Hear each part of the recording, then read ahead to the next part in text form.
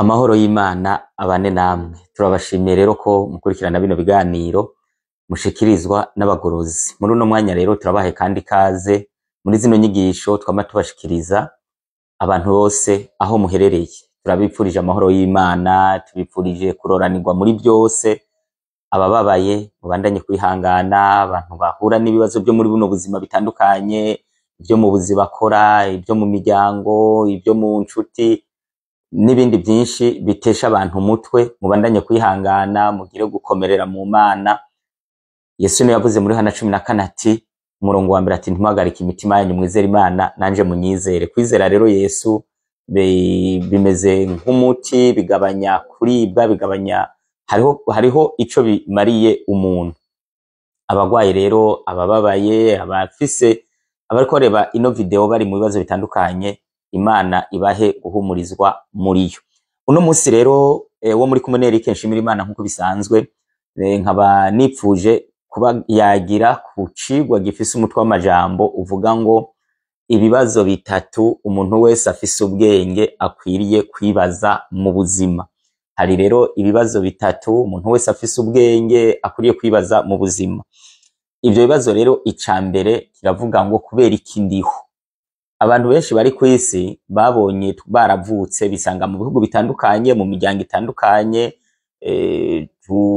imiryango itangana n'iy'abandi, ariko twese turi kwisi duhema, dufise umubiri, dufise amaso, ingingo, duhema umuyaga w'Imana, tubona inzuzi, tubona ikirere.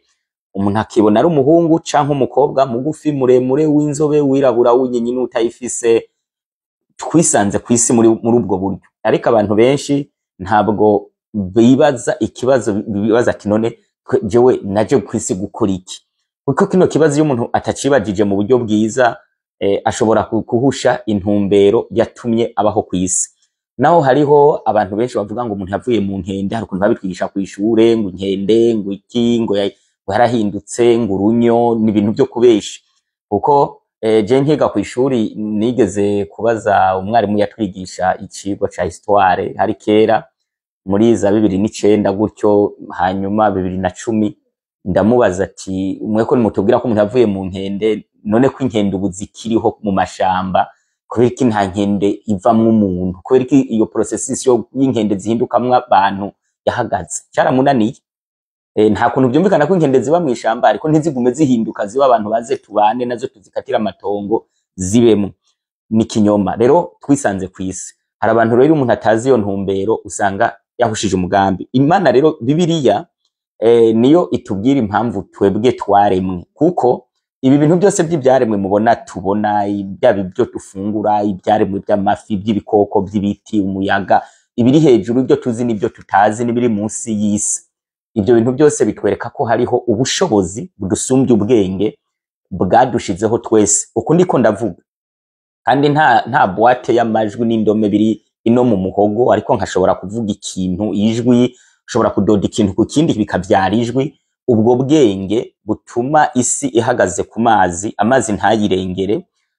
Ubwo bwenge biraboneka yuko iyo urebye bino byaremwe biratwereka ko hariho ubushobozi umuntu make busumba ibyaremwe bwashizeho ibyaremwe.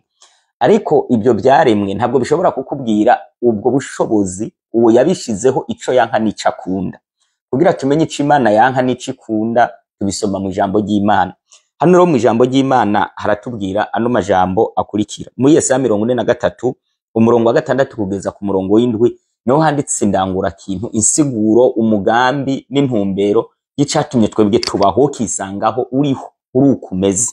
Handitse ngo nzobwira iburaruko ntibarekure, nibumanuko ntintubimane, zana abahungu banje ubakuye kure, n'abakobwa banje ubakuye ku mpera y'isi, n'umuntu wese yitirirwa izina ryanje, uwo naremeye icubahiro canje, naramubumbye kandi naramuremye. Imana abantu yabaremye kugira gusa bayihesha icubahiro. Kwa kundi umuntu yakoze ikinga ari kugira ngo ritwara abantu n'imizigo. Kwa kundi umuntu yakoze ibi bintu byose mubona dukora, tuba dushaka ngo bigume mu mugambi w'icatumye bikogwa. Imana mu kugushiraho kisanga uri ukumeze, kwisanga uba mu gihugu bamwo, mu ntara ubamwo, ufise ubwonko, ufise umubiri umwe, munca make urimo ingingo zitandukanye, uvuga ugendagenda uhonyora ntugwe, ubyuka ukaryama ukagenda ukahema. Imana yashaka kwihesha icubahiro. Ingingo zawe zose uhereye ku mushatsi ukageza ku mano, aho hantu hose hahesha Imana icubahiro, ntihanezereze Satani canke ngo hakorere Satani. Imana yashaka ko tuyihesha icubahiro.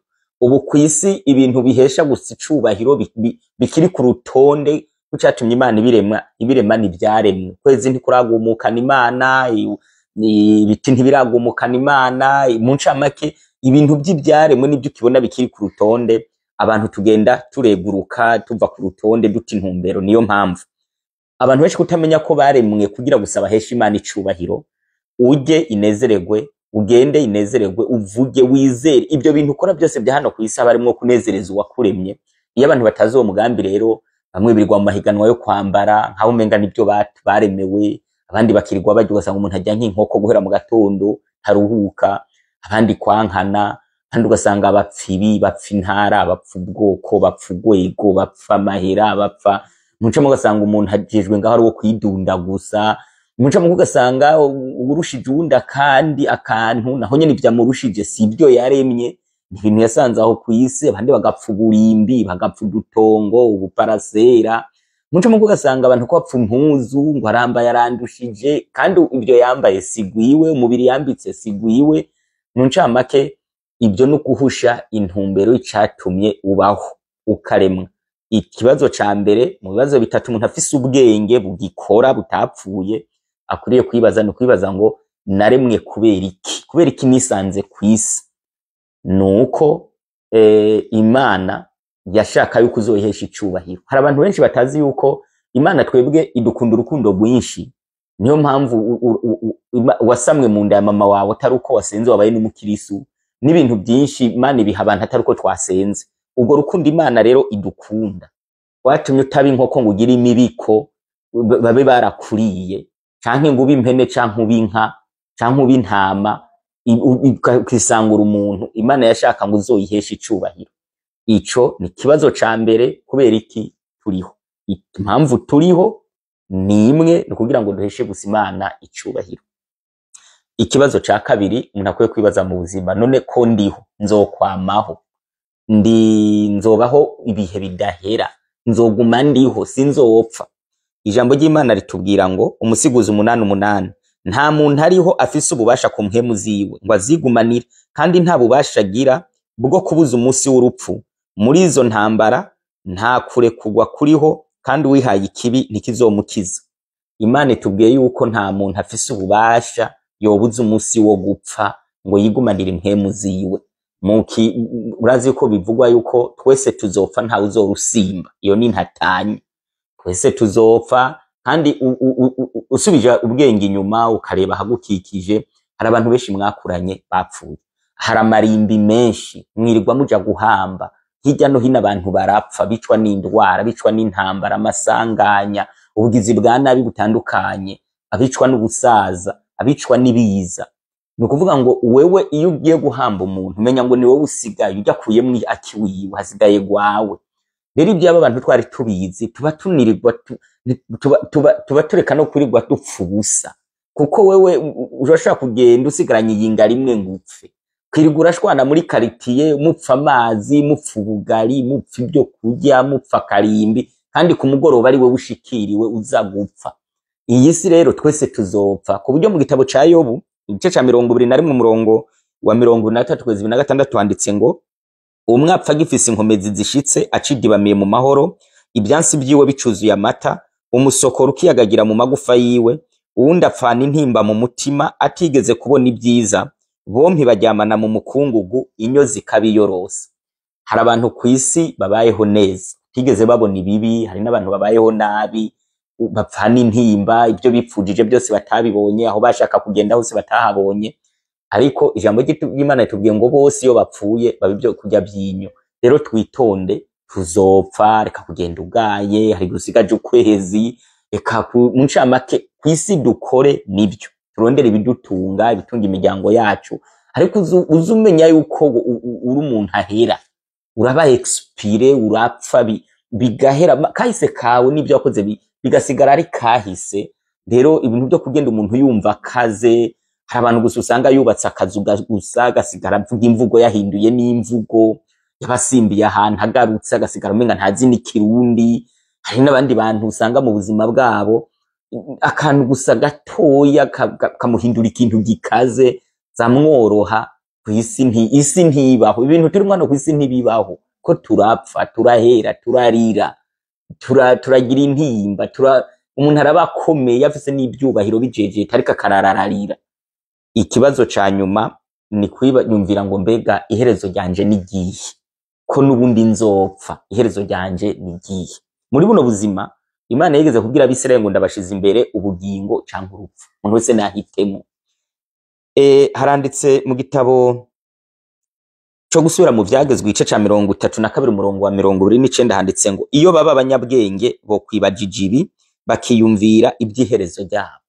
Umuntu w'umunyabwenge ntabwo ari uwatoye matematike n'uzi gukora ibifaransa n'uzi ubwatutsi, oya, ahubwo umuntu w'umunyabwenge n'umuntu azi kwiyumvira ati ubu mfuye bizohereraye, naho ntopfa none bizoherera, iherezo ryanje nigiye. Uwo muntu aba ari umunyabwenge. Mu Musiguzi igice c'indwi umurongo w'8 haranditse ngo iherezo ry'ikintu riruta itangura ryaco. Ico ni kindi, iherezo ry'ikintu niryo rikomeye gusumba ukuntu catanguye. Rero bakundwa nshuti bagenzi, umuntu wese azokwibaza bino bibazo bitatu. Ica mbere, kubera iki ndiho? Ijambo ry'Imana ritubwiye ngo turiho kugira gusa duheshe Imana icubahiro. Kamere yawe ntuzuyihesha icubahiro, ntuzuyumvira, urunganwe, abaguhenda. Menya ngo uriho kugira ngo uko wisanzuremye nta na kimwe wasizeko. Ivyo bintu byose bikuriko bihesha Imana icubahiro. Ica kabiri no kwiyumvira ku mbega nzokwamaho, dusanze tuzopfa. Iherezo ryanje ryoryo nigiye. Umuntu akwiye kwiyumvira ku iherezo kuko uko watanguye ivyo ntibigoye, ahubwo iherezo ry'umuntu niryo rigoye. Imana rero duhe kubyumva, duhe kwibaza kuri bino bibazo bituma ubukristo bwacu, ingeso zacu hano ku isi zibizo kunezereza gusa Imana. Imana ibiduhe, iduhe kubironka mu mibereho yacu, iduhe kuva mu kudibama. Abantu bidibamiye ku isi basinda binezwe n'abasinda bibazwa, abo bose Imana iduhe guhinduka mu izina rya Yesu.